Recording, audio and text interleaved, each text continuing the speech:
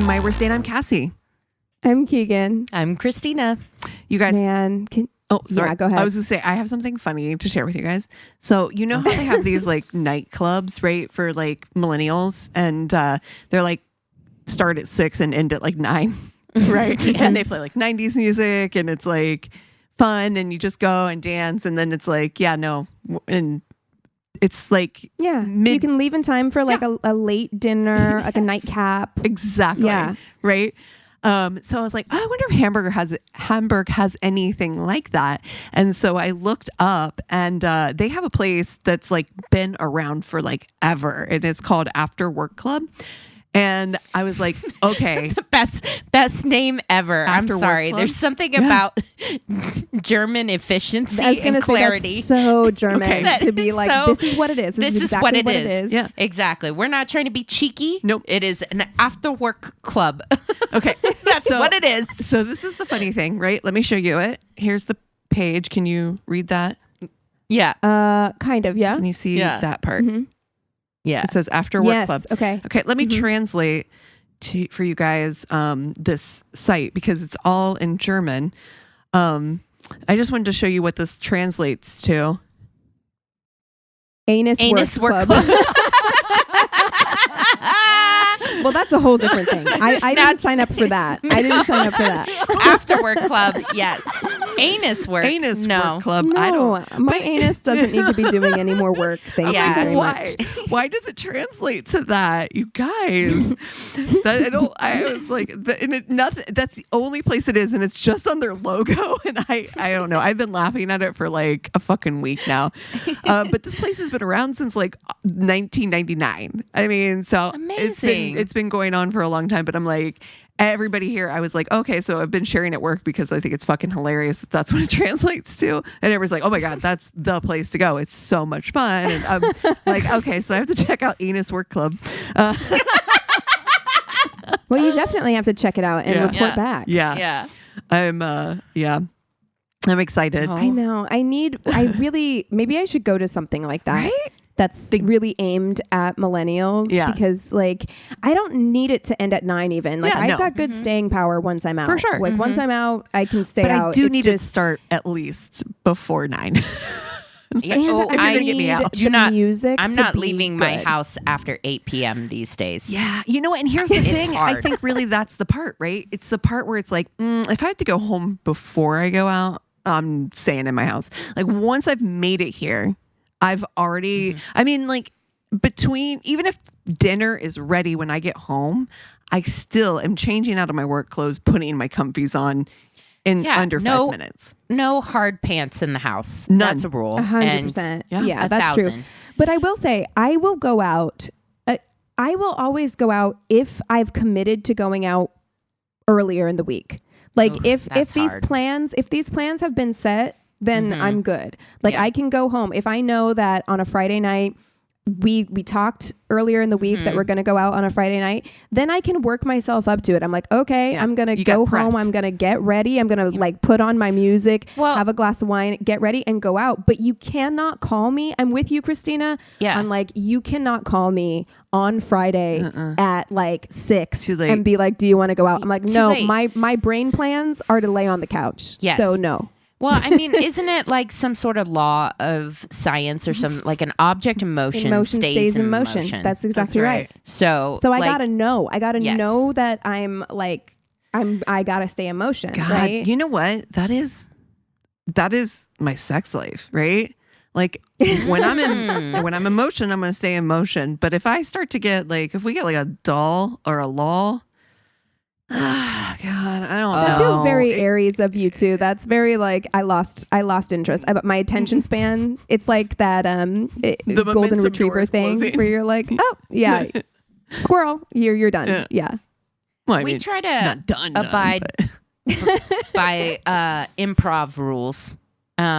I try to yes and because even sometimes if I'm like I'm tired, if I'll yes and a couple of beginning things, then I can get there. Yeah, you But gotta yeah, just it's get it moving. a groundlings household here.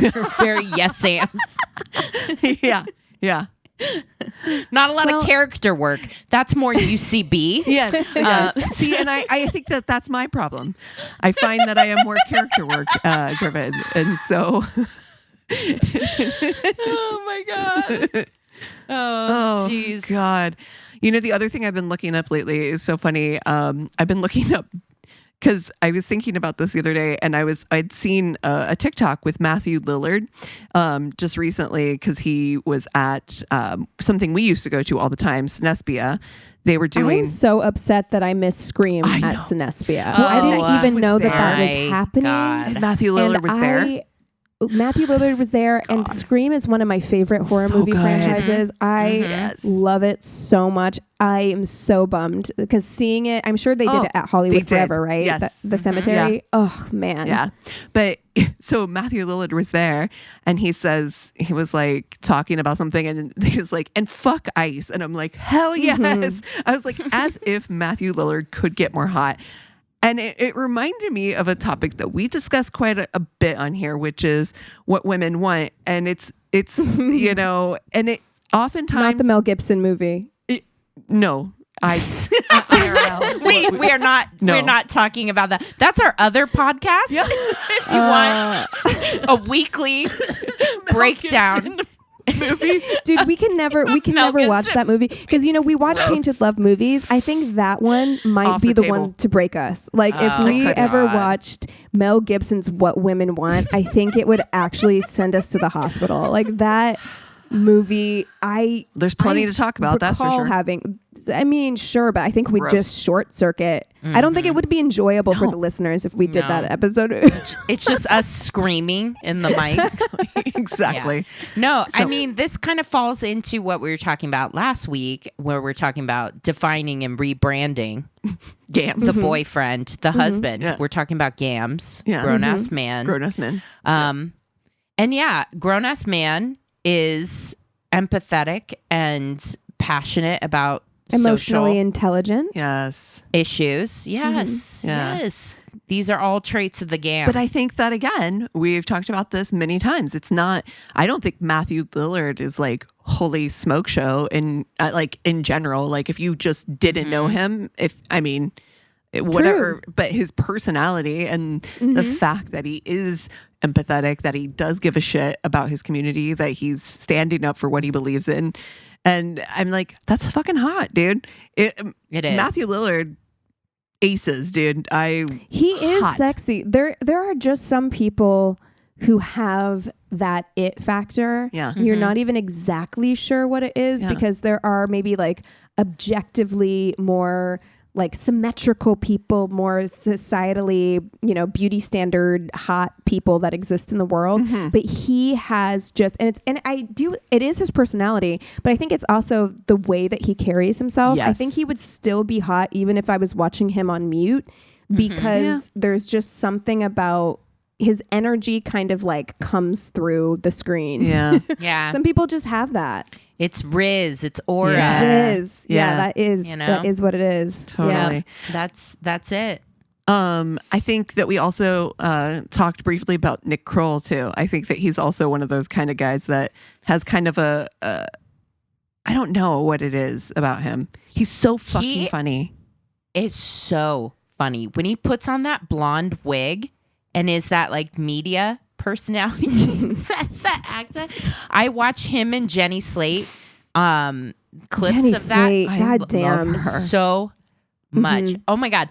This has been my favorite part. So for the listeners, we're like recording a week ahead. I'm going on a trip with my husband, so we've had to record ahead. But my favorite part of this morning was seeing on TikTok everyone's Halloween costumes. Holy shit. Things like that make me hopeful. Yeah. Because you get to see the level of creativity people and are creative. Fun people have. I saw somebody with the best Missy Elliott Superfly costume. Amazing. someone came in dressed as Chit at their office this week, and he nailed it. I love it was this. so fucking funny. It was so cute. And then somebody dressed as Jenny Slate's character and John Ralphio. Oh my and God, Don't so be good. suspicious. Don't be suspicious. And I was like, Perfect. oh my God, that's perfect. Well, people want to be creative is the thing. I feel like it's been even really creative in the this year. last, in the last however many years from Halloween, I feel like people have started getting really creative with Halloween costumes. And I think maybe it's because we don't have as many like built-in creative outlets that we used to have. So they're like, this is my chance. And people are making handmade costumes. I have loved watching people. My TikTok algorithm was showing me more I'm so sorry, Cassie. Our TikTok algorithm was showing me more animals, like people dressing their animals up for Halloween. Oh my freaking God. So cute. Yes. There was a guy who him and his husband are both costume designers. And he'd always wanted a Dachshund like all his life, and he finally has one. And so he made her the rose dress from Titanic. Oh my God. Just like the burgundy and black lace dress. It was so freaking cute. And then I saw another one My dog's where name is Rose. I need that for her. oh my God, I'll show it to you. And then there was another one. He has two greyhounds, like the little greyhounds. Italian Greyhound. And yeah, one of them is white, like all white. And then the other one is gray, but has this like floppy tongue that just hangs out one side of his mouth. And he turned the floppy tongue one into the Eye of Sauron. And it's so funny because he looks so derpy. And then he made a full ass Galadriel costume for the white one, and then filmed her like running through the forest. Oh my God. It's so cute. See, Oh this my God, is it's what amazing. this is peak internet. Yeah. This is what it needs to be. Yeah. People showing off their creative skills, their technical skills. I'm following a guy now that's like, hey, this is shit that you need to be doing around your house if you own a house. Like, here's how you change the filter in your gas thing or whatever. Yeah. Here's how you empty your washer and stuff. And I'm like, I didn't know you had to fucking empty your washer. Thanks, dude. Like, that's what the internet should be for. It shouldn't be. I'm so pissed. What is the point of having AI videos except to propagandize people? Like, that's the fun part. Is making the videos and watching the videos of real people doing silly, fun things. That's exactly right. That gives me a little bit of hope because AI is never going to be able to emulate that. Like the silliness that you see on TikTok or on Vine back in the day where you're just like, this should not be fucking funny. Like a 6-second clip of someone doing something ridiculous should not be as funny as it is, but it hits just that perfect part of your psyche. It scratches that little bit of like brain itch in the most perfect way. And AI can't do that. I loved Vine so much. Yeah. There's still classic Vines that I'll I'll anytime always I'm watch making a Vine compilation. Always. guacamole, I'm like, oh, free shavakadu. I love it because of course we did some Halloween stuff because we have some new friends that just moved here from Chicago. So we have expanded our core group here in Hamburg. However, one thing that I love is Hamburg is not like Germany isn't huge about Halloween. However, because we have a red light district, we do have, I think there's probably a little bit more Halloween type stuff going on here than there is probably in most parts. Germany not being big on Halloween feels very on brand. Yeah. Like they're like, this is silly. This is superfluous. What's the point? Yeah. But I think because again, Hamburg is like I said, we have a red light district, so it's a pretty big red light district. So it's we have it's a bit of a party town in some manners. So we have a lot of we drove through there on the bus. We went through there on the way home last night, and I'm just like, everybody out dressed for Halloween was giving me life. But the one thing that they do here is around the holidays, we have we do have a dress up party or around fashion.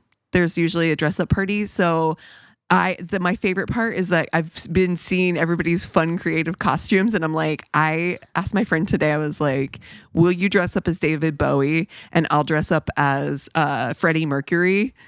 I yes.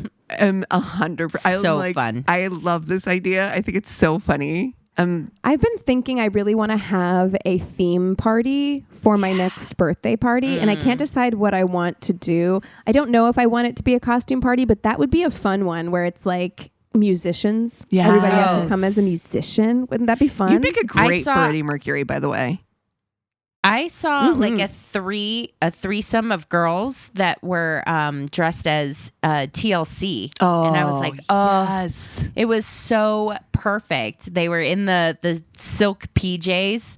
Oh, and the also Timberlands. comfy. Comfy as hell I was like, for a Halloween costume. Fuck yeah. That was. Which one would you be? Oh, geez. Not Left Eye. I feel like that would be Keegan. Oh shit, for sure. I think Keegan's I was gonna chilly. say I think Cassie would be Left Eye. I'm totally Left and then Eye. Yeah. Keegan Chili. Yeah. Yeah. And then you'd be T-Buzz. T-Buzz. We Hell could do yeah. this. Yep. I love this for us. I would Yeah. because if one of us was going to burn down some, That's exactly their right. boyfriend's We got to house. pick the fire sign. The fire sign's the one who's going to burn Lisa their done boyfriend's burn house. the house down. Yeah. Also, if one of us was going to wear a condom over one eye, Me. I feel like Cassie would do it. Yeah. Yeah. for sure. I was already excited. Like that is the part I was excited about. I'm not going to lie. I was like, oh, condom eye, me. Nice. Yeah, I saw another group of friends doing En Vogue, which was pretty cool. I was like, There are so many good Halloween costumes, and every year when it gets close to Halloween, I'm like, there's nothing out here. I can't find anything. Yeah. I've been seeing a lot of Prue and Paul Hollywood as couples So costumes, good. which So I was, good. love that. That's so fun. But yeah, I saw a Jay and Silent Bob, and it was obviously a husband and wife. And I Yes. was like, I Chris, saw- I how was like- have we not fucking done this before? I I'm know. so mad. How have we I not saw done somebody. Oh my gosh. I love that we're having this conversation like mid-November for the listeners, Yes. but like I saw someone, and this was maybe one of the best costumes I saw because she dressed up as a purse. It was like a purse, and then she had her baby on a carrier, and it was dressed as a Labubu. Oh my God. And then Oh, she did she's the like, she did I the sound. have I the have 20 the one and only 24 karat Labubu. Labubu. I was like, that's so so fucking great. brilliant because Priceless. it's easy to carry your baby around all night. Yes. It's like Yes. culturally relevant. He's warm and so fucking cute. see, and that's what I mean. Like, you're like sitting around mid-October and you're like, oh, this is what I'm going to do. And then you went and you like built that. Yeah. That is so My fucking friend, incredible to me. and I will send it to you because it was amazing. I went to a couple Halloween parties like weeks before Halloween when I was in Springfield, and there was a Halloween, they do it every year, and there was a costume contest, and my friend Taylor went as the Cynthia doll from Rugrats. Amazing. And she built it all. I will send it to you. You will freak out. She walked in and I was like, oh, it's a wrap. Like she did such a good job. Amazing. And she's so crafty. And I love that. Like I feel like I'm not super crafty like that, but I want to be. I would be if other people were like doing it with me, I think. You know? I saw like a grown adult woman, like a woman my age, do an exact replica costume of the American Girl doll Samantha. Me too. I saw that one. I was like, oh, where? I also saw somebody do the Molly and another one. I saw that one too. Oh. Molly. It was Molly and Kirsten. Kirsten. Yeah. Oh my gosh. I had the Kirsten I- and Samantha doll. It was just so fun. Yeah. Yeah. I had mean, Josefina it's because she was from amazing. New Mexico. peak millennial God, culture. totally. The American Girl dolls. Yeah. Again, yeah, which is weird for me because I'm technically Gen X. It's so weird. It's such a weird thing to kind of be in that cusp generation because I totally grew up with American Girl Well, dolls. Yeah. but I think so. I think like, I think younger Gen X definitely is when that started because I loved American Girl. I had the American Girl books. Yep. I had Me too. American Girl magazine. Yep. I had a subscription to. Hell like, yeah. all of that stuff. But I feel like American Girl was very well established by the time it came around to me. And that's when they started introducing when it came around to me is when they started introducing new dolls. Because for a long time it was just it was like just the core. The core yeah. group, yeah. and then when I was a kid is when they introduced Josefina, which I think was the first one for a long time. And she was from New Mexico. So that's why I got her as a doll. But yeah, I loved the American Girls. Okay. I just sent you guys Cynthia. Take a look and tell me what you think. Okay. I'm looking.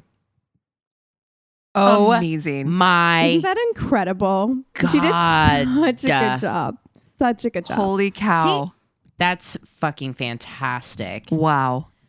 And I love that stuff. That's one of the reasons why Halloween, I think, is one of my favorites. Me too. Is because like getting to see people's creativity and silliness and everything just is a bright spot in a really fucked up, hard, long year. Yeah. It was just it made me very happy. Those kind of things, seeing that is definitely like a silver lining in that. It's like, yeah, there's shitty people, but they're the minority, very loud minority, but still the minority. Most people are chill, cool, funny, creative.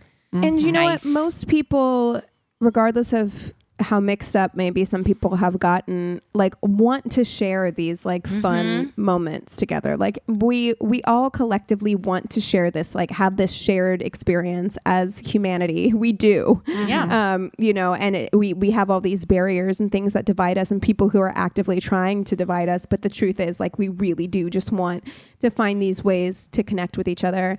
And we're moving into the holiday season. And like, speaking of kind of like creating things and doing things like that, my bills are insane this year. And I also know that for so many people, they're losing benefits. You know, the economy is fucking bananas. Speaking of Halloween, I went and bought Halloween candy, and Halloween candy is crazy expensive. Like everything is really expensive right now. And so this year, like, I am still buying gifts for people, but I'm also going to really rely on, I want to make things for people. I want to like, bake things for people. I want to embroider things for people. I want to do stuff like that starting right now, like to get me ready for Christmas. And I think that we should start embracing that as well. Like embrace your creativity. Yeah. And also, I do believe there's like a call for a national blackout from November 25th to December 2nd. I'm participating in that. I'm making sure that I'm not like panic buying before or after either, but like, make people things, and hit the bad people in their pocketbooks this year. Give yourself the Christmas gift of making Jeff Bezos cry. Right. And we are such a capital, like, and look, I'm such a consumer. I get it. You can get me on a good sale all the time. I'm not better than anybody, but I do think kind of just being really aware of that we are such a capitalist, consumerist culture, and finding ways to combat that where you see it is really helpful. I love having my garden. I love sharing my vegetables with my neighbors. I love, like, you know, being able to do these things that are still really meaningful and show people that you love them and you care about them without having to go and give all your money to Daddy Bezos, you know? So, yeah. Well, hey, switching topics here. I know we talked earlier in this episode about Gams, grown-ass man, and how personality and that those qualities can make a man hot. We mentioned Matthew Lillard. Totally. We mentioned Nick Kroll. I think when we were talking about it earlier, I mentioned Nick Offerman. Hell yeah. But I feel like we've done him a lot. Have we? Yes. Maybe we have. Okay. No? Okay. You know, shit leaves my brain the second we record. But I mean, also very fitting, right? Like, because I think absolutely. I mean, he's a gam. He's a for gam. sure. For sure. No question. Yeah. Yep. Yeah, I'm putting him in the 3. Okay. Let's do the 3. Let's do it. All right. Let's do it. We got 2 Nicks. Yep. That's right. In here. Awesome. Great. And you're like, Matthew. you can count. Oh, very good, Keegan. That's a 1. What comes after that? Okay. Are you looking 2 up Nicholases signs? and a Matthew. Yeah. I think I'm going to need to in order to... I swear to you. Same. Here's the thing about Matthew Lillard. I think that, and this is not, but I was a big You punk two together, kid. I think, are going to be real goofy. Yeah. Together. But I'm a punk kid. And so for me, SLC Punk was a very formative. Sure. Yeah.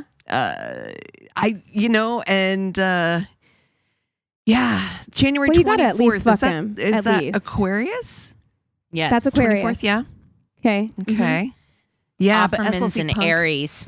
Who? Offerman, yeah. Okay. That tracks. Mm-hmm. No. Sorry.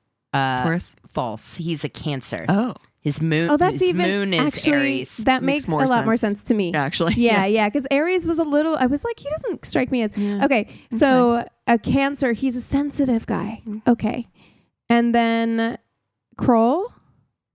Sorry, I was looking at Matthew Lillard pictures. I'll be back. Nick sexy. Kroll. He's the hottest of the three, I think. You think so? Like, Nick Kroll? I did. I think No. Oh no, Oh. I was saying Matthew Lillard. Yeah, I agree. Matthew Lillard is so fucking hot to me. Nick Kroll is June 5th. Gemini.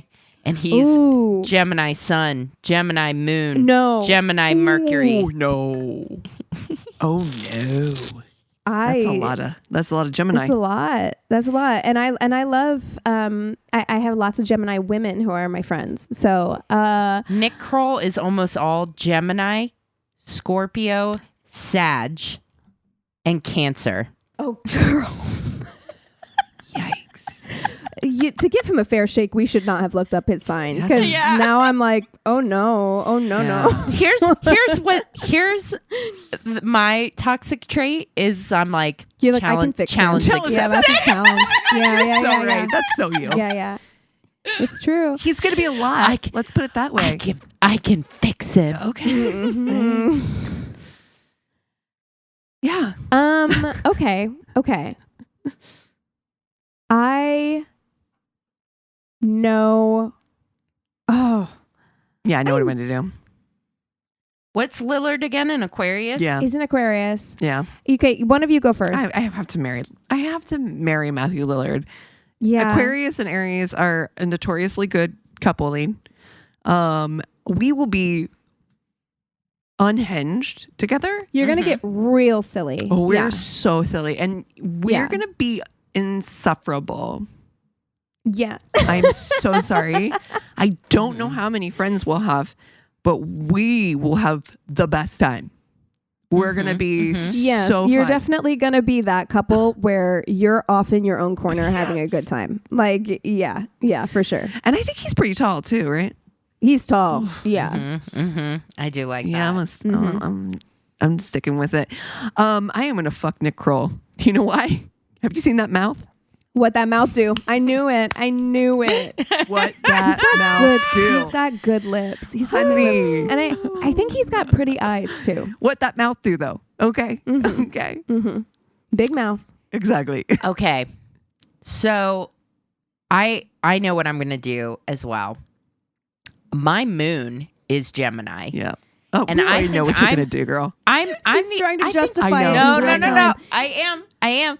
I'm going to say this. I think I'm the only one who has the lack of feelings to deal with I Nick would Kroll. say This is I was true. gonna say that I wasn't gonna say that when we were talking earlier, but I was gonna say that if one of us could handle Nick Kroll, it would be you of the three of us, Yeah. like in a Yeah. relationship. Yeah. Because no, my delicate constitution. Are you fucking kidding your me? feelies would get I would really last hurt. 5 minutes, and I'd be like, Jesus, you're You know, pointy. You're very mean. Yeah, you're pointy. You're sharp. We've talked about this before because I love an online troll. It like makes but in real life, a I'm like, positive online troll, not like a shitty one. no, Yeah, I love shitty comments like troll. Get me. I love it. I eat it up like num. I love when people say like it's funny to me. Like you don't even fucking know me. It means nothing to me. I just laugh it off and I think it's hilarious. However, IRL, me, you come for me IRL. And I'm Here's your the issue. partner? We've talked about this off mic before we started recording. I'm PMSing right now, And the way my anxiety, my PMS anxiety is set up, I don't even think my friends like me. Oh, Jesus. Do you know what I mean? Where I'm just I'm like, everybody hates me. I'm so fucking stupid. I can't say or do anything right. You know, like I cannot have a partner who even jokingly enforces that because No. I will fall apart. I will fall apart. I give as good as I get. That's right. I'm not a nice person in real life to You are to people me. that love me. I am nice. I'm way nicer to my female friends than I am to men, because why be nice to a man like ever? Yeah. And you know what? Nick Kroll needs that Yes. though. I think Yeah. This is Kroll why needs it's it. right. I think he needs somebody to be a little mean to him. Yeah. Yeah. I think that you're absolutely right. I Perfect think for he this. likes it. I think do he too. would like it. Nick I Kroll don't gives think me. Yeah. He likes it. He probably wants to be a little dominated in the bedroom, I think. Yeah. Yeah. So I'm the Allegedly, don't tell me. Yeah. Nick Kroll. But we would also have fun because I do feel like a certain snarky kinship. So it's probably you're not gonna a good tear thing. other people God, you guys to are going to be shreds. so tough at a party, So man. mean. Don't. You're gonna be And the problem so is mean. you're going to see Matthew in the corner, and you're going to know that we're not talking about anybody in the room. We're just fucking being silly and stupid together. Yeah. But you see the two No. of them in the corner laughing. They're talking about us. God Oh, damn it! you guys are talking. You're not talking talking about about us. us. Like Cassie, you and I are on their good side. Yes. Thank God. Yeah. But like, imagine being on their bad side. Oh, yeah. No. Oh no! Yeah. No. No. Oh. Okay, who are you fucking, Christina? Nick Offerman. I knew it. I know. I knew it. know. I know. I knew it. It Yeah. should be Matthew Lillard. Objectively, he is the hottest. No, of but the Nick three. Offerman And tallest, I has think. like he's got like a bear quality. Yeah. Mm-hmm. Like not in the gay way, in just like the Yeah, no, way. we're gonna fuck in the bed he built with his yeah. hands. Yeah. It's a real Ron and he's Swanson got- situation. Yeah, Yeah. exactly. Yo, I'm in it. Nick Offerman, I'm fucking. Okay. I should marry Nick Offerman. Mm-hmm. I feel like that is the most balanced. He You and really he should. definitely This the is right way for that you. he is with Megan Mullally and how he worships Yeah. her. Yeah. Okay. Very sexy. Oh my God. Every week I get convinced. No, And do I'm what like, you want. But Go no, with no, your no, gut. No, because this is truly because what I want and what is good for me are different things often. Yeah. No, that's And I should marry Nick Offerman. I think that is the most responsible choice. I think he is going to be the best husband to me. yeah, he's not like, going to hurt your personally. feelings either. He's you not going wanna- to hurt my feelings. you want to marry Matthew Lillard, don't you? I do, but I'm gonna fuck him. I'm Okay. gonna fuck him. That's I do smart. want to marry him. I do think we would have a really fucking good time. Yeah. I have a good time with Aquariuses. Like we have fun. So I think that I would have so much fun with him. And I actually think we would have a fun marriage too. But Nick Offerman is gonna bring me like breakfast in bed. Oh, course he's he gonna is. take such good Yeah. He's care going to of run you. that bath for you. Oh yeah, 100%. He's gonna know I'm coming home from work. I'm on the phone with him. I'm like, I've had a really shit fucking day, and I just can't wait to be home. And when I get home, that bath is gonna be run already. And And I'm I sorry, love that. but like an emotionally mature Cancer Yes. is going to be able to All the validate, difference. listen, and like help you with your feelings. Cancer you know? is one of those signs where I've had very, very, very good friends who are Cancers and friends who are kind of toxic who are Cancers. And I think that is the difference between a healed and an unhealed Cancer. True. Yep. If You're you get absolutely a right. healed, emotionally intelligent Cancer, they're great. Yes. God, you were You so know what I fucking mean? right. Yeah. So, and I feel that from him. Yeah. I do. So, yeah, I think that this is the right call, even though the lust deep in my heart would love to marry Matthew I Lillard, know. but I'm going to fuck him. And Nick Kroll, there is something so, He is one going to of hurt you your feelings. sent something to TikTok with him, and I'm like, he is cute. Like Yeah. there's a hotness to very him, and he's cute. smart and he's funny. Witty. But you're right. Like I think, yeah, he is witty. He's quick. Yeah. He will hurt my feelings. Yeah. So I love that for you, Christina. Yes. I feel like you can definitely handle him, but I am nervous when I see the two of you in the corner laughing, because even though you are our Yeah. friends, 100%. Keegan and I are like, do you think they're fucking talking about us? Yeah. I know they're on Cassie the good needs a side. couple, like Cassie on a couple glasses of wine is definitely going to be like, They're definitely talking about me. They're definitely talking about me over I don't know. I'm a red wine drinker now, and so you know what? Christina's talked about this before. Yeah. About how she is on a red versus a white. We know how I am on a white. Oh my God, I love you guys. Me on a red, fuck you. Yeah, I feel that. I don't give a fuck. I don't give a good goddamn. White wine is the real cry juice, to be honest. Like white wine is there's something about white wine that it's like you are gonna cry for sure. Yeah. Red wine, drinking red wine sometimes makes me feel like I'm a character on Dynasty. Yes. I like to pretend. It's a real superiority complex in a bottle. That's why I would love to be a martini drinker. I don't like olives. But girl, when I have a dirty martini, I would be so cunty if I drank martinis. I'd be insufferable. So serious. Ugh. Insufferable. God. If I love it. Listen, I swear to God, it's like those people who are like, oh my God, if I could sing like that, I'd be insufferable. I know that's why I cannot have any quality that's too good. I can be good at a lot of things, but if I'm too good at something, I would be absolutely. This is why I can't have pretty privilege. God was like, you can't. And you know why? Same. You need to be fucking humbled because you will wreck the world. Well, first of all, I think you're both beautiful, but I understand what you're saying in terms of like, if any one of us looked like Emily Ratajkowski, you know what I mean? It's like, stop it. That is not ruin your life. That is not good. My 3 are Capricorn, Virgo, and Gemini. Yeah, I need to be put in my place hard and often. I'm gonna be honest when I say that about the 3 of us, I'm including myself, but I really do mean the 2 of you. You guys would. I don't even think you would talk to me if you like. If you looked like a Victoria's Secret angel. Neither of you would speak to me. You'd be like, even if I was like a mid, like Margot Robbie. Oh, shut the fuck up! Shut up! Can we talk about the new Margot Robbie? The new Margot Robbie is Sabrina Carpenter. Have you seen that? Yeah. It is so. People are commenting on Sabrina Carpenter's ankles. Get fucked. I hate it. Get out of here. You gotta get real. If I look like Sabrina Carpenter, I would fuck. Jesus Christ. Jesus Christ. Listen. I would. Oh my God. Oh God. Me too. Yeah. Well, you guys want to take 5 in the right now? Thanks for being my friends, guys. I'd be your friend even if I was hot. Yeah. You are hot. I would, because I'd have to have somebody to go out with and be like, but have you seen how hot I am? Oh my God. Do you see what I mean? Listeners, do you see what I mean? Do you see? Like, this is exactly how it would be. It would. And the funny thing is that you're arguably the best looking one of us. Stop. Oh my God. We've got to cut to commercial. That's enough. Country Mile. Hey, we're going to do an Uncommon Goods ad and then come back. And we're back. Okay. I have the Tainted Love this week. So I am going to kick us off with stories.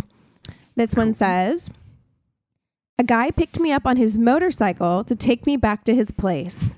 How do you guys feel about that? I know Cassie's a big motorcycle fan. Absolutely fuck not. Yeah. No, I am so anti motorcycles. I feel like there's a level of trust. Yes. I would get on the back of someone's motorcycle if I really like knew them and trusted them. Yeah. When I met Chris, and he was like, because I grew up with motorcycles, you know, obviously my dad raced motorcycles, Anyway, he was like, oh, I think I want to get a motorcycle. I was like, absolutely not. I'm not. They're so dangerous. I don't know you from riding motorcycles. I don't like. He's like, I've ridden motorcycles before. I'm like, no. It's a no for me. You know, they call them in LA, like in the LA ER, they call them widowmakers because they're just like, they're so, and everyone that I know who has ridden a motorcycle, not everyone, but like a lot of people, especially in Los Angeles, have gotten into accidents, even if they're okay now, like they definitely have. Very scary. Anyway, a guy picked me up on his motorcycle to take me back to his place. He pulled up to a shed by the house so I could get off and he could store his bike, right? Wrong. The shed was his room. Oh. I'm sorry. It's like being in a detached garage and like this is where we're... Okay. It's like a mother-in-law suite or something. It's a tough times. I guess. Yeah. Yeah. Sure. You got to warn somebody though. Yeah. Right? This could already be a horror story, but we're talking worst date, not near-death experience. He invited me in where there was only one place to sit, a recliner, which he sat in. The only other place to sit was his lap, which he alerted me to. I chose the crate instead. He shared his airplane bottle of mouthwash-flavored vodka with me. I'm sorry. Why is mouthwash flavored vodka a thing? I'm sure it's just like a... Mint vodka or something? Mint Ew, vodka. God, that sounds awful. Sharing an airplane bottle. No. What's happening? What's going on? Like, that is a shot. I'm putting this, so for the listeners, I have a remarkable tablet because my husband loves me and knows that I'm OCD and I have everything in my life on this tablet. I'm starting a list of things I'm too grown for. And I think there are several an airplane bottle. Several things. I did not know that's where this is going. I thought you were going to be like, I'm going to check and see if we have done this story. And I'm like, I don't think we have now.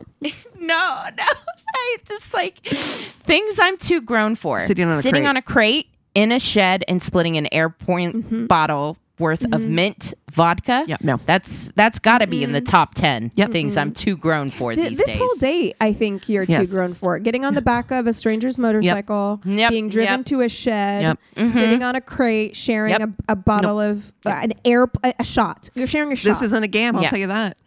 Like, no. Sorry. It reminds me of a couple episodes ago when our listener, God bless her, wrote in about having sex with that guy in the garage on an air mattress.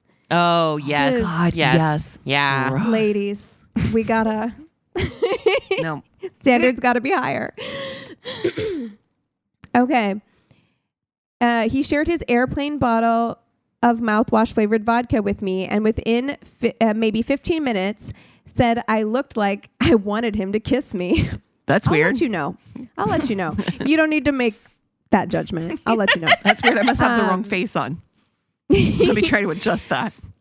What I wanted was to pee. So he took me to the house on the property, which was his mom's. She was watching TV on the couch. Oh, no. You're like, sorry to interrupt NCIS. So fucking awkward. 100%. Betty. Yeah, you're in there watching Blue Bloods. Like, just so fucking uncomfortable. Of course, it's Blue Bloods. I need to know how old these people were. I really do, because my grown ass could not be me. She was watching TV on the couch, and when I came out of the bathroom, he ushered me from the couch to sit and chat with his mom. No. And his mom doesn't want that either. You know what I'm saying? No, she doesn't. She does not want that. She's like, she has to pause her show. Mm-mm. She's like, I've had a long day. I'm just trying to enjoy my TV show. I really want to get through this episode. This episode and this glass of Savi B. Yeah. And then just from the box, probably. Let you know what I mean? Let me have my piece. My Franzia. Yeah. Shortly after that, I used our initial agreement to request a ride back home. The next day, I texted something about feeling we were incompatible and wishing him well. He said, "Your loss." Okay. Okay. Hey, your loss. Listen. Okay. Well, all right. All right. Agree to disagree. But whatever you say, sounds buddy. Good. Okay. You're right. Oh my God. Wow. I don't know how to follow that. Okay. Well, this person says it was supposed to be a simple dinner, some laughs, maybe dessert. But from the moment she walked in, I knew I was in trouble. She arrived 20 minutes late, no apology, just a sigh and parking here is so ghetto. Oof. Oh, we're off to a bad start. I don't like using that word to describe things. Yeah. It's Then she looked me up and down and said, "You look different from your pictures." I still don't know if it was good or bad, but judging by her face, probably bad. Probably not good. Yeah, I'm going to say it. She ordered for both of us without asking. Jesus. Steak for her, salad for me. Girl. Oh my God.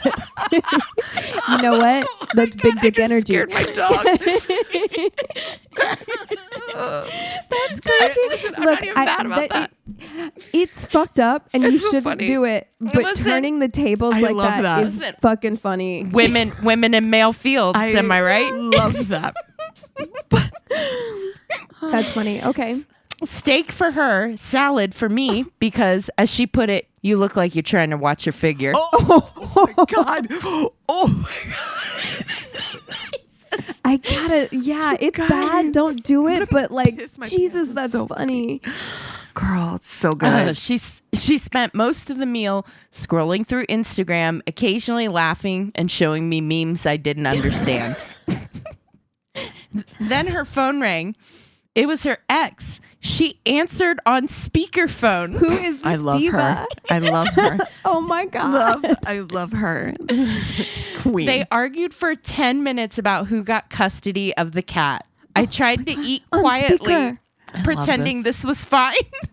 I feel like this guy went on a date with one of her friends and was a total piece of shit. And she was like, I got you, She's fam. like, hold my beer. 100. Yeah, I mean, because like, if it's not the case, if this is just like a real person going on a date, she's objectively shitty. Yeah, no, that this is is true. But she is However. also like pure comedy. Like, Yeah, that is so fucking it's funny. such a role reversal that I'm like, Yeah. oh my God. Answered on speakerphone Yeah, is she's like- diabolical. When the check came, she went on a 5-minute rant about how paying for women was a relic of the patriarchy, then casually mentioned she'd forgotten her wallet. I love her. This is the most Evil. I'm so telling funny. you, when I tell you this woman is revenge turning the system on somebody. Chaotic Yeah. evil. This is awesome. Who did this guy wrong in this Yes. woman's life? And she's just like, you know what? I got this. He says, I paid, of course, mostly to escape. As we stood outside, she gave me a quick hug and said, we should totally be friends. Then she looked me dead in the eye and said, but not like hangout friends. Oh my God. Or like digital acquaintances. Oh my God. Girl, that. Wow. Wow. I need this podcast to find her. It really I need takes to all know kinds. this person. It really does, because this person could not be more different from myself. And you're just like, wow, it really, the world is full of all kinds of people. Would never have the balls. Never. But I'd want to. Even me. Like, and I'm pretty ballsy, but if that's Keegan just went like, on a date with somebody, and I could do it if it was a revenge thing. Yeah, that's I what I'm saying. absolutely Oh, sure. could. Yeah. If you're getting back But at somebody. I couldn't just do this. no, that's what I'm saying. That's why I think I'm like, it's so funny, because I'm like, I don't know any woman who could just do this. It feels so revenge. It feels so specific and pointed. The fact I that don't she know, ordered though, a you steak, know- A steak, and then he's like, and he'll have the salad. Some people just have the audacity. I learn new things every day. There's so many grift documentaries out there that I'm like, some people are just wired different. Damn. They're just wired different. Yeah. Jesus. So funny to me. Oh, man. I'm regretting letting you go in the middle and me going last now. Yeah, because this is not nearly as funny, but it is going to Don't definitely. do that. I'm sure it's gonna be great. Thanks. I'm not talking about how gross my thighs are, but Huh? I didn't write it, but he spent the whole time lecturing me about everything he thought I was doing wrong in my life. Well, here we go. Things he thought I was doing wrong with my life included using a computer that doesn't have the absolute top of the line specs currently available, owning more than one pair of shoes, buying the same shirt in multiple colors, drinking beer, and our date was at a beer fest. No idea why I agreed to that. Having gone to public school, caring about the availability of birth control as a political issue, even though dude said he was child-free. Having used programming languages other than the one he thinks is optimal, not being a programmer by profession, carrying a purse, having things in my purse that Having what in your purse? things in Just things. Just things. in my purse Okay. that I didn't need, or I didn't end up needing during the course of the date. Oh my gosh, going out with somebody, or even not just going out, just being around somebody that is argumentative about every single thing is so exhausting. Yeah, that's why this person is single for sure. For sure. Because it's just like, if you can, nobody wants to be with somebody when you feel like you can't do anything right. Right. No. Nobody wants that. Yeah. Just constant negativity and just like nothing like that's not fun. No, it's not fun at all. No. And like you're literally every single thing. I just imagine like everything she brought up. He's like, why'd you do it that way? But then she has things in her purse, but then also he's mad because she's not having the charger that fits his phone in my purse. Eating things that are 100%. You know what? Protein. If you had a purse, you could keep a charger that fits your phone in your purse. That's stupid, Keegan. Why would I have a purse? 100% pure protein from time to time, and having a chip in my nail polish. This man sounds insufferable. No. You can't be in a relationship with that person. No. Because like, if you can't handle me on a date when I'm arguably presenting my best self, you cannot handle me. I'm a human being. Like, I'm gonna have moments where I'm like look disgusting, where I'm falling apart, where I'm like, I'm gonna have more than a chip in my nail. Sorry, nail polish. Like you can't be in a relationship with that person. No one is perfect all the time. Well, and look, here's the other thing. I love a healthy debate. I like having not like just like a disagreement or anything like that, but I love like debating and be like, oh, okay, that's an interesting way that you view it. Sure. I learned something, you learned something, but when it's about every single thing, and it's like, well, we live in a different reality. Yeah. Like they won't meet up, so this is a waste of time. Yeah. Well, and it starts to feel like it doesn't matter what you say. Right. Yeah. Right. It's like this person is going to find something to pick at no matter what you say. Like even if it's, some people just want to argue just to argue, even if you share their opinion on something. This is why it's difficult for me to go on Facebook. Oh, yeah, I can't. Like at all. I fucking hate it there. At all. It's awful. At all. It's no sense like getting into a discussion on Facebook at all anymore. No. Nobody reads. They're not listening. They're no not. one They're listens. Not. Everybody is waiting to talk. Reading to respond. Yeah, that's it. Listening to respond. That's it. Yep. Yeah. Oh, let's take 5 and then come back with the Tainted Love. Sounds good. And we're back. Keegan, tell us your Tainted Love. Okay, this one's upsetting, so just ready yourselves for that. Okie dokie. All right, I'm going to take you to Australia, and I'm going to tell you the story of Celeste Manno. So Celeste was born on November 22nd, 1996. I think that makes her a Sagittarius. Yeah. And her parents are Aggie and Tony. So Aggie is her mother. By the time Celeste was in her early 20s, she was living with her mother and her half-brother Alessandro in the Mernda suburb of Melbourne, Australia. Celeste's brother described her as a doting big sister, and she and her mother were super close, and she was described by those who knew her as kind, compassionate, and intelligent. You can see pictures of her, and it is one of those things where some people you look at, we were just talking about this with Matthew Lillard, but like some people you look at and their personality just kind of like radiates through a picture. And not, again, we always say this, not that it matters, but she is really, really beautiful. So she wanted to become a psychologist, and so she enrolled at the Royal Melbourne Institute of Technology to study criminology and psychology. And of course, she was putting herself through school, so she needed to fund her education. So she took up a job at a call center for a company called Serco Group. In 2019, at the age of 23, she was promoted to team lead at the call center. So she was definitely like a go-getter personality. And she was well liked by her boss and her coworkers. In April of 2018, so the year before, a 35-year-old man named Louis Sacco was also hired to work for the same company.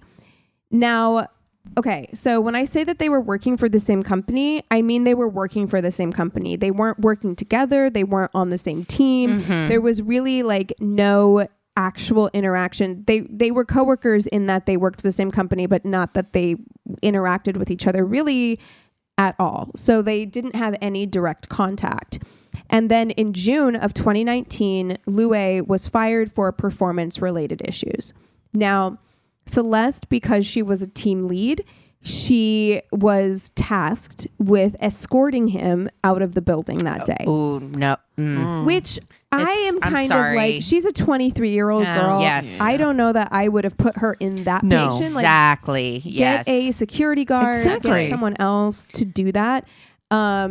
So she, on the day that he was fired, she escorts him out of the building, and being the kind of person that she is, this is so what any of us would do. She extended her hand to shake his hand and wish him well, like wish him luck in his future, right? Whatever. So instead of taking her hand, and again, I'm going to reiterate that these two do not know each other really. Like they work for the same company. They've never really had a full conversation. This Maybe is so weird. Yeah. saw each other, right? So instead of taking her hand, he leans in and gives her a kiss on the cheek. No. Oh, I don't like that. Fucking weird. It's fucking weird. So she's weirded out by that. She's like, that was a strange thing to do. So she goes home. She tells her mother, and her mother, Aggie, definitely admits that the behavior is odd, but and you know, completely unacceptable. But I think that she was maybe trying to put her daughter at ease. There's this idea that like, okay, but he's fired now. He's not in the building anymore. Yeah. So like, let's not freak you out anymore than you need to be. Right. So she tells her daughter like, okay, I bet he just had seen you around the office and like maybe had a crush or something. And that was the way he tried to shoot his shot at the very end whenever he knew he was going to be fired. Right. So Celeste is like, okay, he's fired anyway. That situation has kind of resolved itself. She puts it out of her mind. Unfortunately, about a week after he was fired, Celeste received an Instagram DM that read, quote, "I can't stop thinking about you. I can't get your eyes and gorgeous smile out of my head." Try. So Try harder. Yeah, try. So following this first message, there were a bunch of others that came in. They were all the same pattern, declarations of love. He couldn't live without her. He couldn't function without her. Things like this, right? Do you know how utterly freak and creeped out I would 100. be Yeah, by that yeah. behavior? You don't, it's creepy no matter what, but this is someone who literally doesn't know you. You had one personal interaction that lasted maybe a few minutes, Yeah. you know? So So Celeste confided in her mom that she was freaked out by this, but she was a really kind person. She was a really compassionate person. She felt really sorry for him. So instead of just like blocking him and moving on right away, she did reply a handful of times explaining that she wasn't interested in him and that her messages were making her uncomfortable. And so one example of one of the messages she sent him said, "Hi, Lue. Those are really sweet words, and I appreciate you saying all of that to me. I'm a bit surprised to read this, as this is all news to me.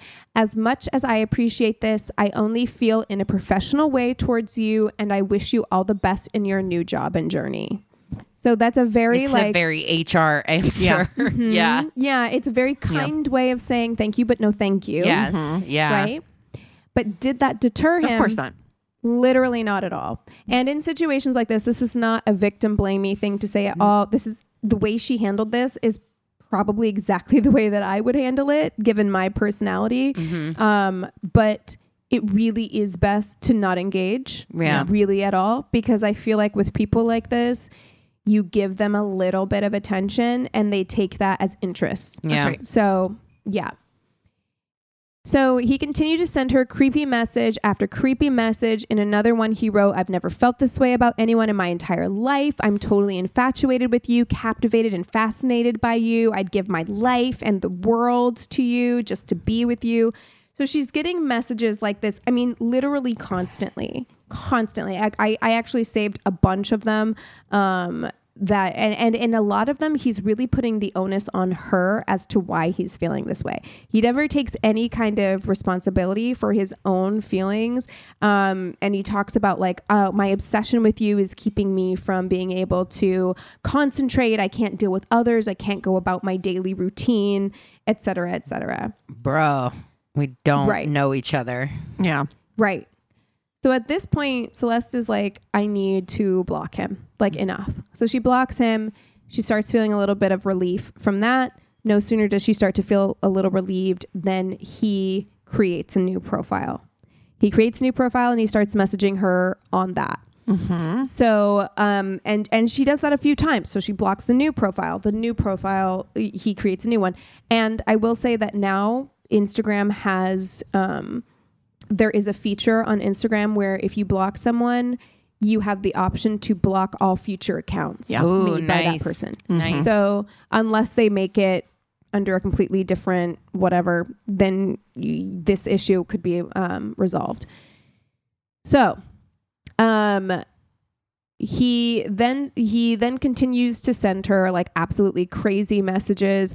And when she doesn't respond, he sends her this one. I'm so infatuated with you and it's now becoming unhealthy. Now it's becoming unhealthy. Mm-hmm.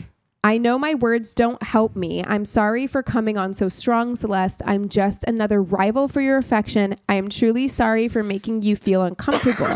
I really just wanted to speak with you and I honestly thought you were ignoring me. She was. My impression of you has been changed. You are no different from the majority of women. I'll remember you in this lesson for all my life and will devote every ounce of energy I have to climbing up and proving to the world that I am somebody. That is my promise to you and my final contact with you. That's terrifying. Terrifying. Of course, this was not his final contact with her. He continued to send her DM after DM, professing his undying love. And she did her best at this time to ignore his messages. Now, at this point, Celeste had begun dating another man from her company, a guy named Chris. And Chris, Aggie, and Celeste's brother, Alessandro, were all getting obviously like increasingly freaked out by this. Aggie even sent messages to Louie demanding that he leave her daughter alone. She feared it was only a matter of time before he found their home address and feared for the safety of both of their children, or of her children, because the three of them lived together in their home. So 6 months, this goes on back and forth, back and forth.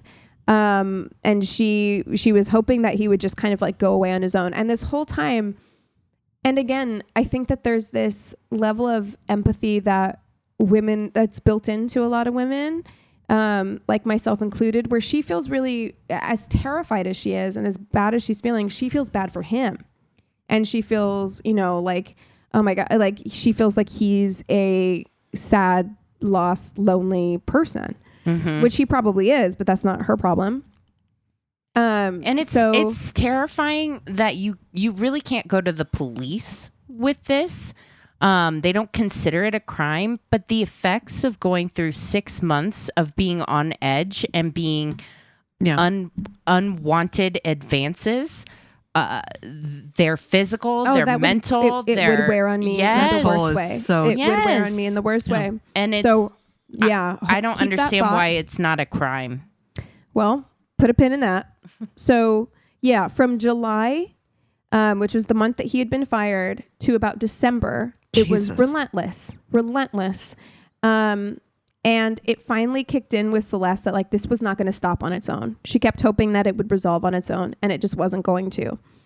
So it was also around that time in December that his messages went from being that kind of desperate, undying love sort of thing to being pretty sexually explicit. Ew. And then they became like angry, desperate. And so this shift in tone was really, really scary to her. And so she was always showing these messages to her mom as they came in. And her mom, Aggie, felt like these were signs of someone who was reaching like a dangerous level and that they needed to get the authorities involved. So she did convince a hesitant Celeste, because like I said, Celeste was actually worried about Louie, like his mental state. And she was scared if they pressed charges that he would hurt himself. But she was like, okay, like, you know what? Like, I'm scared. This has been going on for too long. I do think that we need to go to the, go to the police. So they head to the police station to file a report, and they have hundreds now of social media messages from various accounts, which clearly showed that she is the victim of harassment. He is harassing her. He will not stop. He is creating new accounts. And so Celeste and Aggie were shocked when the officer informed them that no crime had been committed and there was nothing that they could do. And the officer simply said, just ignore him. Oh, just ignore him. Okay. Thank you so much. I hadn't thought about that. Right. Cool. Didn't think about that. And then the officer didn't stop there. When Celeste told him that they'd already been doing that, like trying to just ignore him, and even it had taken it steps further by blocking him, he said, well, that's how social media works these days. If you don't like it, get off social media. Well, here's the problem, though. When somebody is writing those kind of messages to you, at least for me, this is how I am. I'm like almost then like scared to block, because then 100%. I'm like, yes, is he going to show up in real life? Yeah. So 100%. You do kind of have to keep an eye on it for your own physical safety in the real world. But those messages and those words, and this is very important, folks, those words that you're typing in comments on social media or on the internet do have an effect on people. 100%. Yeah. It's why I don't look at certain things that come in anymore. Right. Like I've very much learned what I feel is safe for me to look at in terms even of this podcast, especially like of this podcast, like where I feel like it's safe for me to look at things and where I feel like it isn't, because I am a sensitive person, as we talked about and joked about, and those things stick with me, even if I know that that person doesn't know me, even if I know that that's irrational or untrue or anything like that. Of course, there's a real person on the other side of whatever thing that you're engaging with on social media. And it's really important to remember that. And it's not as easy as this is a girl who was born in 1996. She's 23 at this time. It is not as easy as just saying, just stay off social media. Right. And that's not digital stalking and harassment should carry the same penalties as real life stalking and harassment. Sorry. Well, even though the officer had told Celeste and her mother that no crime had been committed, that actually wasn't the case. So we're talking about a case of just laziness on the behalf of this officer, because online harassment is a crime in Australia. Don't ever apologize. Harassment on social media became a criminal offense through the Commonwealth Criminal Code in 2004, and Celeste was coming to them in 2019. And I think it was, this was before that, but I did tell a story that took place in Australia that had to do with like online stalking behavior. And there have been changes made. I'm sure here in the United States as well, but in Australia, there are rules in place about online harassment and online stalking. And Celeste and her mom, because it's not their job to know, they maybe didn't know that the officer wasn't being truthful with them in that moment, but it really does just feel like he just didn't want to deal with it. And so he was like, well, if nothing's happened in quotes in real life, then I can't do anything about it. Right. So after this, Louis's behavior escalated. No of course. way. And for the next 6 months, so now we're talking a year, the next 6 months, his messages became increasingly explicit and vulgar in nature. And he also started showing up in person. So in-person stalking. Here we go. He would wait outside of her work and follow her home. And this scared her to the point that her company actually got involved. They set up a rotation of colleagues. So every day a different colleague would be appointed to walk her to her car, which kudos on the company for even doing that much of like setting something in place. Like, they're just trying to cover their ass because they're the ones that started it in the first place, having a 23-year-old woman escort this guy out. Yeah. So by the end of that next 6 month period, so July of 2020, enough was enough for Celeste. Like this had gone on a year, you know, like that's just, it was too much for her. So it was impacting every part of her life, including her new relationship, or not new at this point because they'd been together for a while, but her relationship with her coworker, Chris. Like everything, they couldn't move on to the next level of their relationship because all of this stuff was getting in the way. So on July 1st, Celeste and Aggie went back to the police station and they laid it all out on the table. They came with all the receipts and they explained everything. And they refused to leave until they filed a police report. They're like, we're not leaving here until you put something on the record, right? And then on July 3rd, so a couple days later, they went to the nearest magistrate's court where they were granted a PSIO, which is an interim personal safety intervention order. And essentially it's a restraining order. However, it is, it's a little bit different. It is a specific type of restraining order that's granted to protect a person from physical or mental harm caused by an individual who is not a family member. Rules or conditions are placed on the person the order is against, and if they don't follow those rules or conditions, then it's classified as a punishable criminal offense. I don't know how that varies from a regular restraining order, but there you have it. On July 8th, Louie was served the restraining order and was instructed to have zero contact with Celeste. So at first, this seemed to work. And so from July to about mid-August, everything that he had put her through kind of stopped. But this was an interim order, which meant that it had an expiration date. And before it ran out, they would have to apply for it to be made a final order. This all just seems like... Yeah. Do we need to really, like, they're making them jump through additional hoops. So they went to go do that to make it a final order. And I guess one of the differences between an interim order and a final order is that a final restraining order will show up on the accused record. Yeah. Yeah. So at this, Louie went with the interim order, but he was not about to go with it for the final order because he didn't want this stuff to show up on his record. So he contested it, which resulted in a hearing being scheduled for March 9th, 2021, which I feel like is quite a long time. You're talking about August of 2020 to March 2021. And during this time when he was contesting this, he did admit to sending to police. He admitted to sending these hundreds of messages from various accounts. However, when he was admitting it, and this is going to be a common theme with this guy that's going to like make you want to bash your head into the wall, he kept saying that it wasn't his fault. It's not my fault. If these messages were really causing her harm, or if they were really upsetting her, then she didn't have to read them. She didn't have to open them. He was sending them because it was therapeutic for him. Oh, so my God. She didn't need to open these messages if it was really that upsetting to her. I swear to God. So he then said that to police, he was like, well, because Celeste had filed this intervention order, he wasn't interested in her anymore. And so he would essentially not be sending her any more messages, which... Okay. Sure. Lies. Yeah, right? Of course.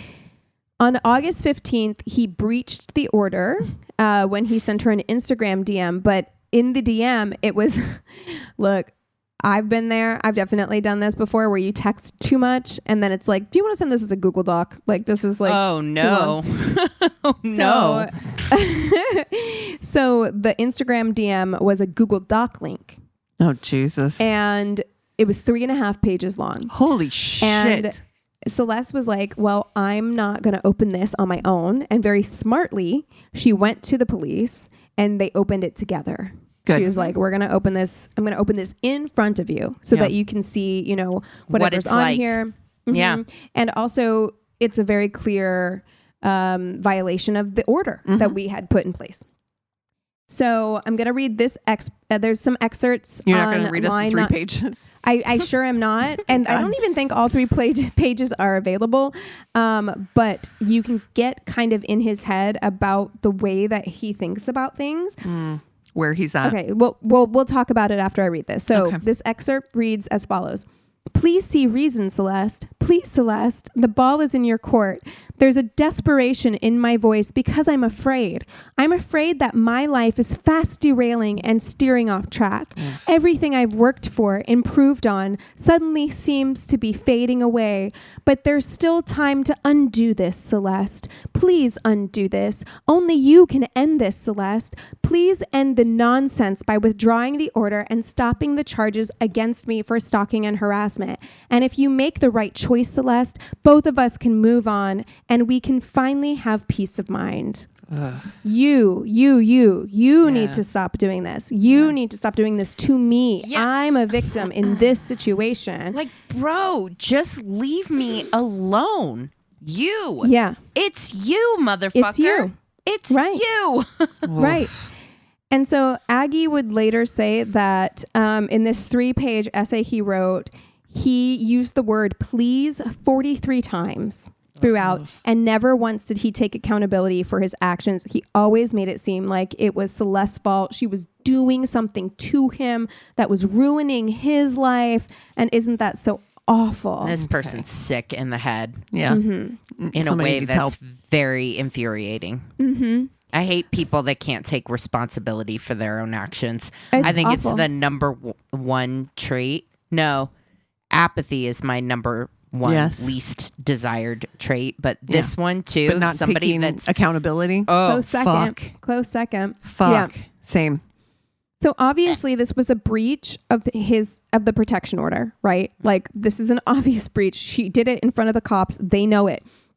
So they couldn't not do anything. So they bring him in, they interview him, and then they let him go.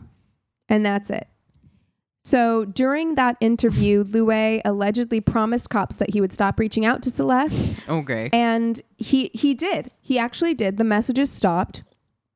And Celeste hadn't noticed him waiting for her after work or anything. So for a few weeks, she's feeling like, finally, it's over. Yeah. I'm safe. Finally, we're done. Right?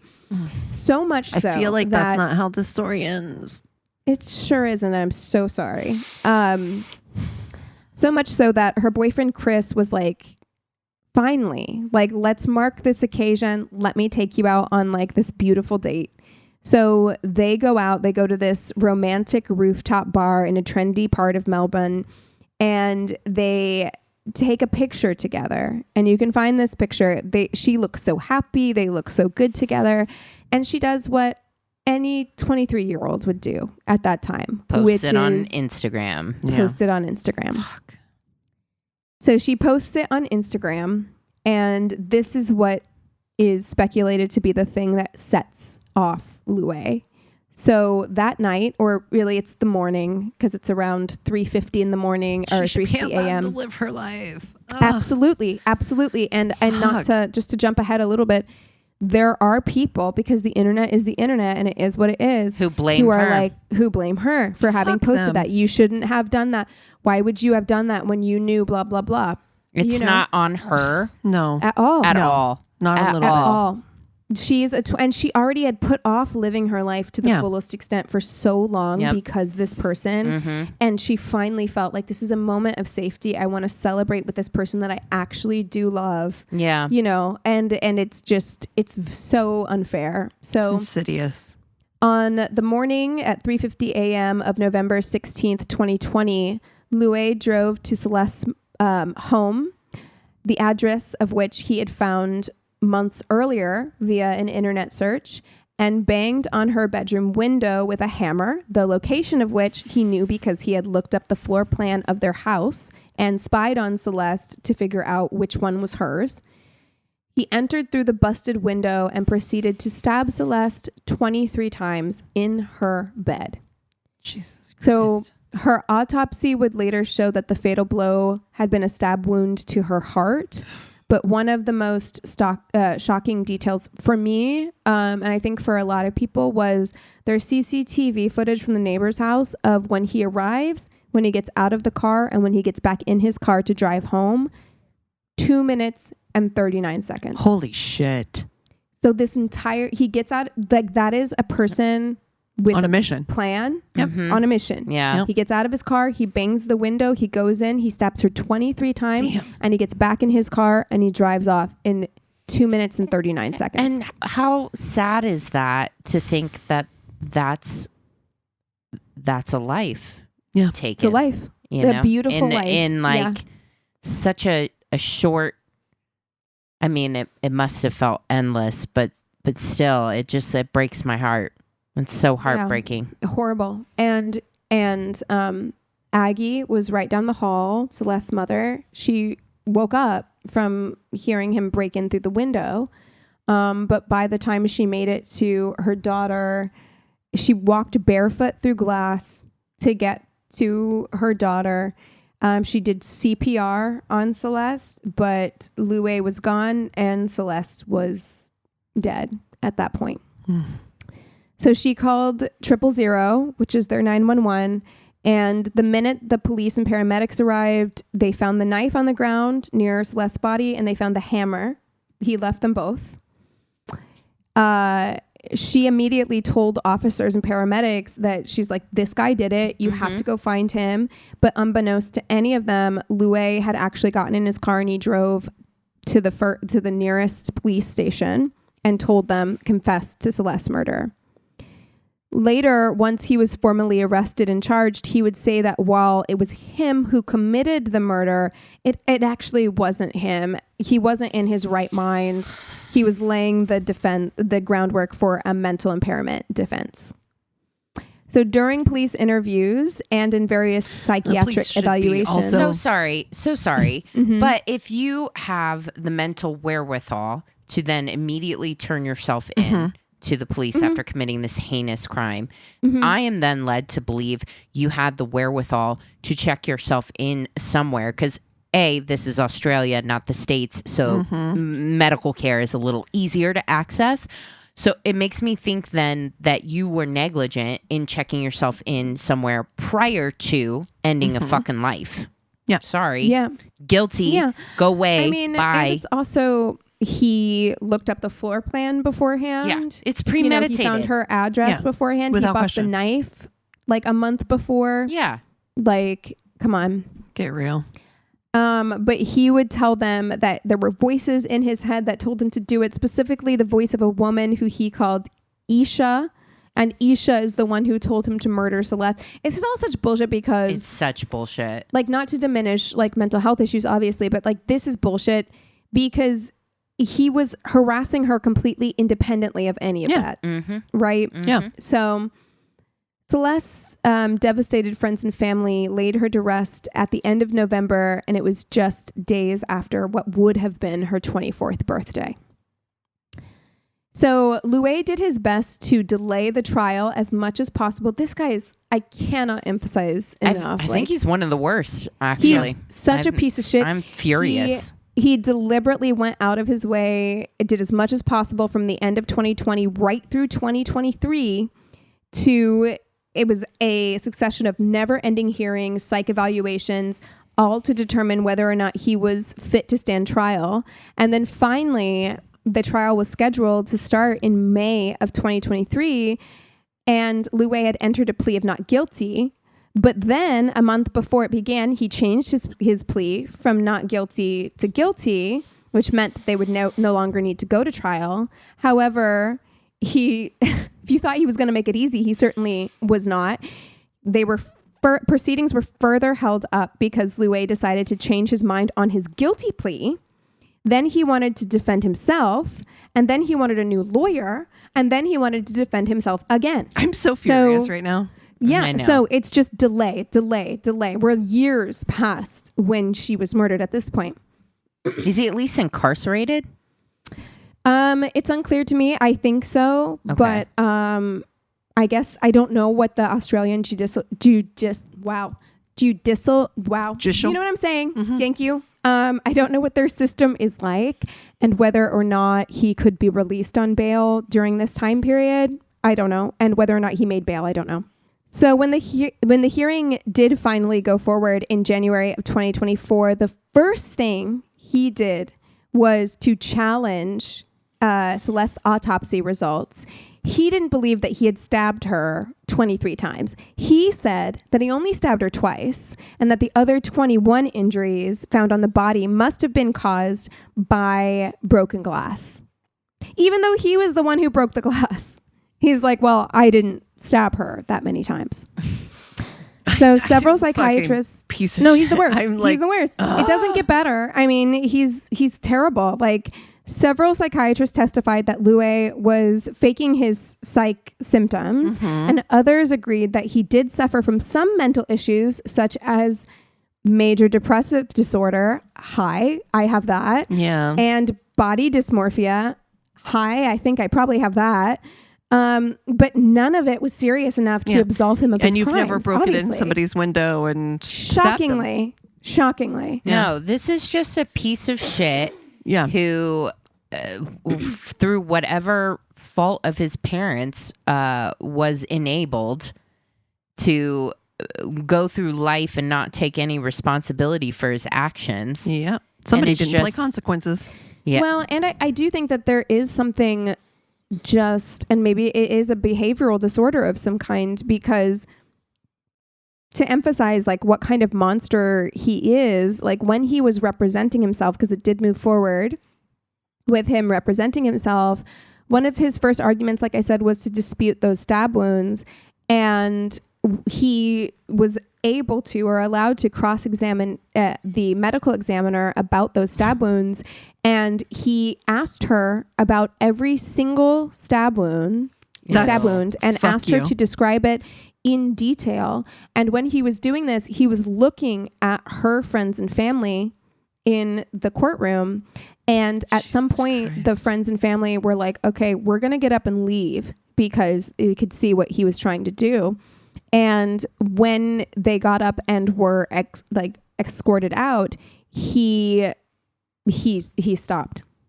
He stopped asking the medical examiner to describe the stab wound. So it definitely was. That's sick. If I was that person, if that was my daughter, I think I would be going to jail, because I would be so physically furious. I do not think I would be able to stop myself from doing something that I'm furious right now. I want to.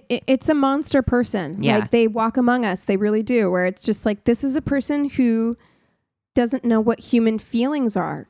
Like it really just has no ability to empathize with another person, to want to cause a family pain that way. There's something really, really, really wrong with you, you know? Yeah. Yeah.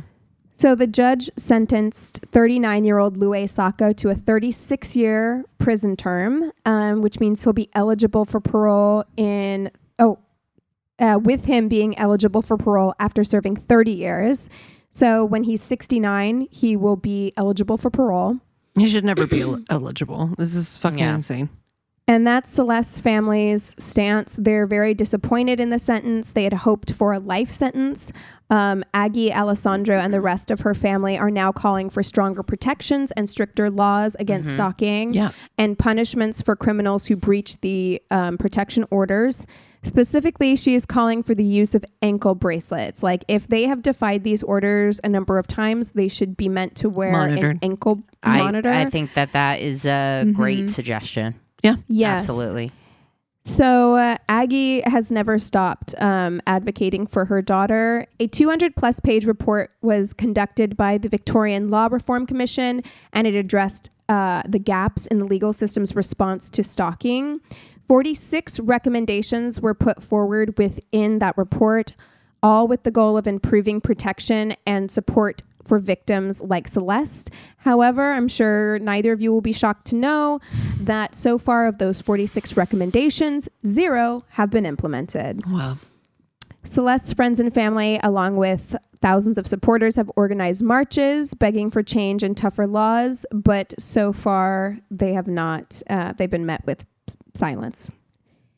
So Louis Sacco's defense team has not appealed his sentence thus far. And that is the very, very, very frustrating and sad story of Celeste Manno. Man, I wish that I was into like...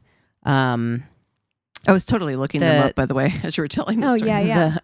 Wish I was into spells, like bad spells. But I truly believe that karma comes back on you. But I would love to do Gotta a get spell those where TikTok it's like witches involved. testicles explode. You know, just explode. That would be great. I think that's part of what's really frustrating with this guy in particular, and with people like this in particular, is that he seems incapable of seeing his own actions, seeing himself right. at all. Yeah. You know, dealing with people like that is so frustrating. Having conversations with people like that. And it feels like in this day and age in our country, there's a lot of people walking around that like to point fingers at other people being the blame, trans people and immigrants, and can't. Everybody else's fault. They're the blame for the country falling apart. And it's like, is it? Yeah. Is it? Maybe look inside yourself. You like truly, like but it is such a frustrating thing, because I think I honestly, the source of a lot of my anxiety and depression probably comes with thinking too much about my own actions and how they affect other people. And so it's so wild to me that there are people that exist who don't. Yeah.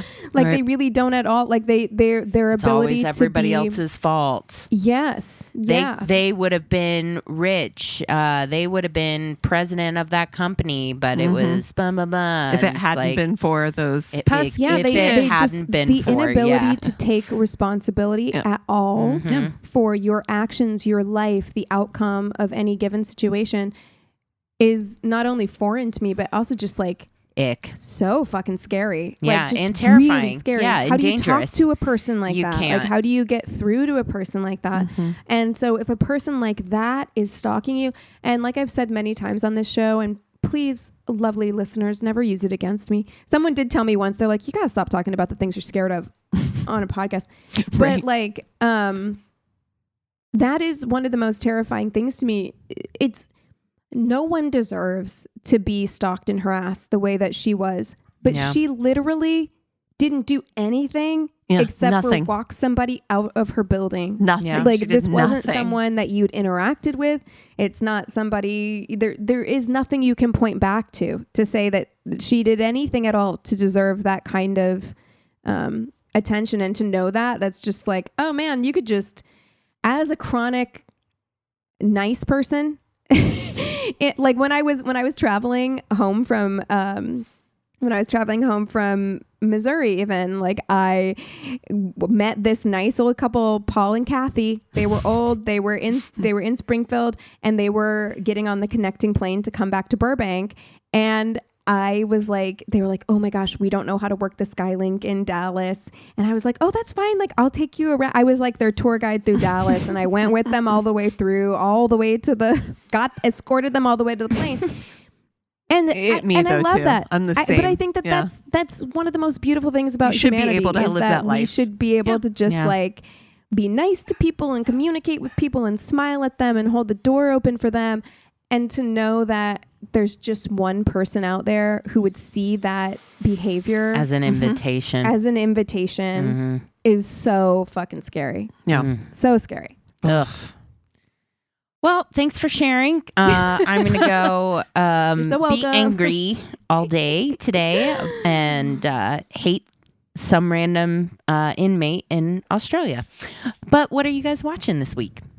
You go, Christina. Well, I've been on my PBS kick lately. I love Nova. I love nature. I do too. American so Experience.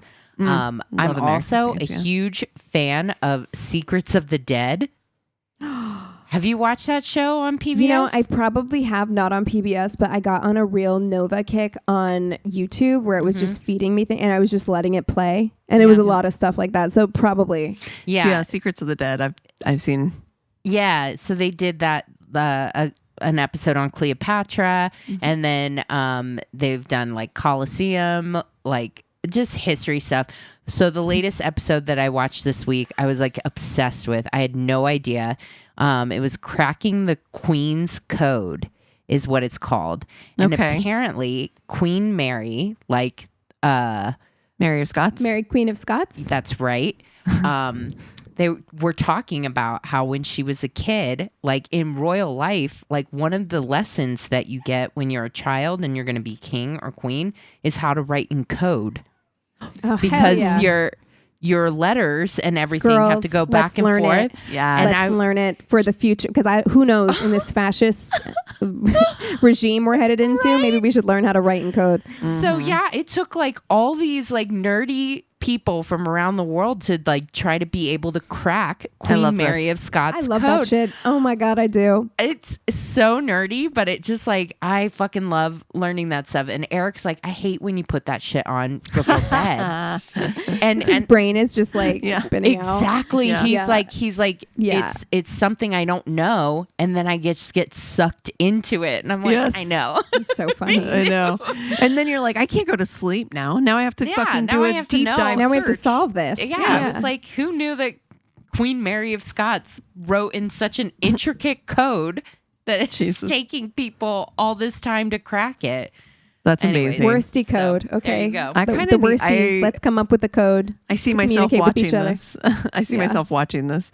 The show, just FYI, that I watched was called Romantic Rewrite, and it was from 2022, but it was kind of fun. Cute. You know, I do love a good Hallmark Lifetime. If you just want something like snuggly, cuddly, even if it's a murder one, somehow it's still just like, cozy, you know? Yeah. Cozy mystery. Cozy little I- murder. A cozy little murder.